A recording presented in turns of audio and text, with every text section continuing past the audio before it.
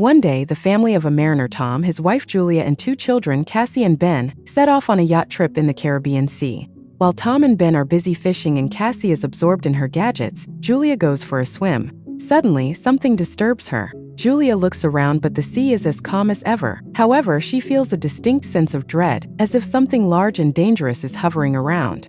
At the same time, the devices on the yacht start working strangely, but Tom, busy fishing, pays no attention to them. Meanwhile, Julia feels sick and eventually begins to drown. She is screaming, but the family members do not hear her voice. The water seems to carry and pull her away from the yacht. As the situation becomes critical, Tom finally hears her voice. He rushes to the helm and sails the yacht toward the distance of Julia. Tom dives into the water. With the children's help, they pull her aboard and revive her. Tom is annoyed because he always asks that swimmers notify others when they go into the water. Julia apologizes, and the incident is soon forgotten. Plus, the family has a reason to celebrate. Today is his son Ben's 13th birthday. Tom lights the candles on the cake and everyone congratulates Ben, who receives the presents, while Cassie takes a group photo of the happy family. Just then, Casey's boyfriend calls her. He asks her about swimming, but suddenly a sudden and violent storm starts in the background. Cassie is worried, but her boyfriend assures her that he is safe. The connection is lost. Cassie tells her parents about the storm on land, but then everyone feels some jolts, runs to the deck, and notices the mass of whale carcasses around the yacht. Tom explains that sometimes the whales get upset during a storm, but these animals are pushing the yacht and putting their safety at risk. Tom dives into the water and soon comes back injured. Trying to figure out what was going on, he cut himself on the propeller. Julia stitches up the cut on her husband's shoulder, and she points out that the yacht's shaft looks bent, possibly from a tail strike. They are unlikely to leave now. Later, Cassie tries to re-establish communication, but there is no signal. The radio is also not picking up any signal. Tom begins to count their belongings and supplies. There is enough water for about 4 days, no more, but they are on the sailing route, so someone is bound to find them. However, ominous noises are heard outside, and when the family goes out on deck, they see glowing objects falling from the sky. They fall closer and closer, and Tom, taking the risk, starts the engine. He manages to steer the yacht away from the next meteor, but eventually the engine breaks down. The next object comes so close that the family can see that there are satellites of the Earth. A strong wind begins to blow, and the instruments fly away. The terrified family hides inside the yacht, which is being tossed by the waves. They don life jackets and prepare for the worst when a strange, ringing sound is heard, causing a runny nose and nausea. Tom tries to signal for help with the flare gun, but it's all in vain. The family could barely make it to the morning. In the morning, they are relieved to find themselves alive, but there is a gaping hole in the side of the yacht, and it is unclear why they are still floating. The family goes outside and freezes in surprise. The water has run out, and their boat rests on a rocky outcrop in the middle of the rocky desert where the sea once was. After some time, Tom tries to reassure his family by saying that not everyone could have died. He measures and realizes that the compass is lying. The north is not where it should be. This means that the Earth's poles have changed. Something like this has happened on Earth before, but long ago. It turns out that the ocean has receded from where the land used to be, and humanity has probably perished. Casey can't handle this revelation and runs to the cabin, asking to be left alone. Julia goes to inventory the remaining supplies, while Ben releases a bunch of colorful balloons into the sky, hoping the survivors will come to their aid. Meanwhile, Tom turns on the radio, sending distress signals. Unexpectedly, he hears an answer. It's from Nato, the captain of a small submarine. They were deep underwater at the time of the disaster, and that's why they survived. However, all communication systems have failed, and it is futile to expect help. According to his calculations, the sea will return in about a week, and it will be hard. So the man advises them to find higher ground and stay there. Julia orders the children to pack their things. Tom directly asks the captain if he can save their children. Nato explains that the submarine is too small. Unfortunately, Nato's partner died, and he can only take one person. After some persuasion, Tom convinces Nato to pick up the two children, and he provides his coordinates. Tom charts a course on a nautical chart and promises to reach the point in a day or two. The next morning, the family is almost ready to go on their journey. Tom steps onto the deck and suddenly sees a man approaching with a dog. He walks towards him and greets him, but notices that the man is injured. He offers water to the traveler. The man drinks it and then suddenly punches Tom in the face, which Julia sees. She rushes to her husband as the traveler thrusts a makeshift spear into Tom's chest. The dog keeps Julia away, though she freezes in fear herself. Realizing that there is no one to save her husband, she runs to the boat. The man chases after her, injuring her arm.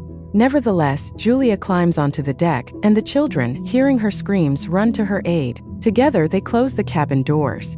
Afterwards, Julia hides Casey and Ben in a locker, giving her daughter a flare gun and instructing her to shoot him as a last resort. Meanwhile, the killer tries to break down the door and finally succeeds. Julia hides in the bathroom while she heals her wound. Once inside, the intruder heads straight to the galley and grabs some food. It is clear that he is very hungry.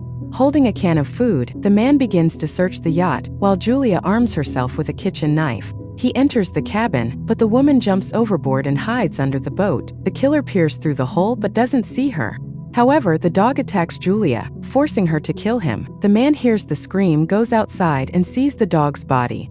Meanwhile, Julia climbs back onto the yacht through the portholes on the opposite side. She goes straight into the hands of the killer. He beats her, throws her onto a couch, and grabs her by the throat, intending to strangle her. Cassie sees all this and realizes that this is a last resort. She opens the locker and shoots the man. The bullet throws him aside, but the flare sets the boat on fire. Julia orders the children to run, while she hides in the galley. The killer, only wounded, tries to strike again. Julia kicks him, grabs the stuffed bags, and jumps aboard, where Ben finds his father's body. Cassie runs to the corpse and cries over it. Julia kisses her dead husband, but after seeing the murderer jump from the burning boat, she takes the children with her. The boat explodes behind them. The family flees across the rocky desert and soon takes refuge in a rocky canyon, where a stream flows. However, the water is salty and undrinkable. Cassie shares some water with her brother, but he refuses to drink. The boy feels guilty, convinced that the killer came because he saw the balloons. Cassie chimes in at the thought, but Julia orders her to stop, explaining that he didn't mean no harm. She tells the children to pull themselves together, as a long journey awaits, and then she sees the killer again, still following their trail. The family moves quickly. That evening, Ben finds the carcass of a hammerhead shark and tries to butcher it, but Julia spots the pursuer and orders the kids to run. They soon come across a field of once flooded toxic waste barrels, but Julia encourages the kids to keep going despite the contamination. Knowing that the killer is still hot on their heels, the family walks along the former seafloor, past piles of plastic and other trash thrown by humans. Soon, Julia notices that Ben is severely dehydrated and gives him the last drops of water. Cassie has a breakdown, convinced they have no chance of survival, but Julia orders them to move on. Eventually, they find the body of a plane that crashed in the ocean long ago and crawl in to rest. Julia examines the last photo of her family and tells the story of her first meeting with Tom, which took place at her hospital, where Tom was brought in with decompression sickness after a failed dive. Children cry, remembering their father and bidding him a final goodbye. During the night, Cassie is awakened by a noise and goes outside to sit near the plane. From the darkness, the killer approaches her, unaware that the girl is working bait. As he prepares to capture her, Julia ambushes him and stabs the man. At dawn, the family prepares to continue their journey, only to find that the killer's body has been mutilated, a sign that something more dangerous than humans lurks in the desert.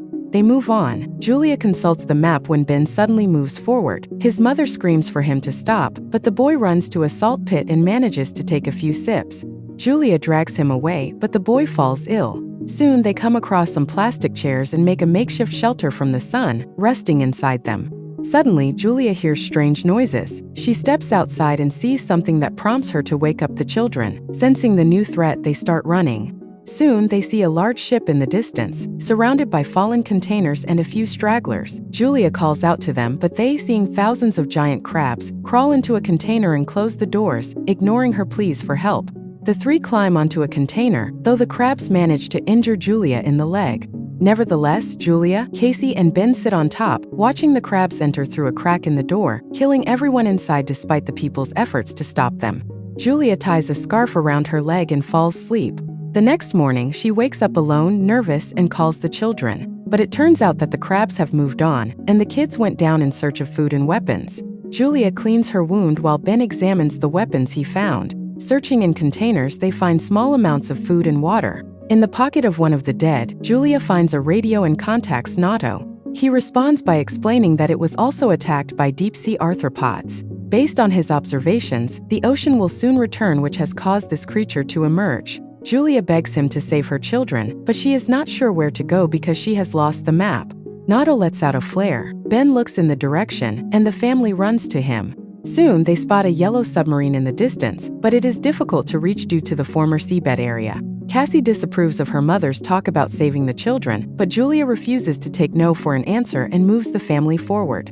They are forced to pass through a valley contaminated with toxic waste. At one point, they get stuck in a rock slide, and Julia gets separated from the kids. She orders them to continue, and when Cassie refuses, Julia pleads with her to save her brother. Casey and Ben make it out of the canyon and reach the submarine, but inside, there's no one there. Suddenly, Nato, badly injured, emerges from the back of the boat. He recognizes that there is no chance of him surviving and orders them to board the ship, but Casey goes back to her mother, who is holding back the emerging crabs. Her bullet's nearly gone when Cassie climbs over the stone barrier and holds out her hand to her mother. They manage to reach the submarine just as the crabs overpower Nato, who dies in their clutches. The family climbs aboard, and just then an ocean wave hits the horizon. The water picks up the submarine and drags it across the rocks. And as Julia sees everything that has happened in the past few days flash before her eyes and passes out, when she wakes up, she finds the pot stopped. Julia opens the hatch, and the family emerges to find themselves in a ruined city, swept away by the tide. And that concludes our story. Thanks for watching.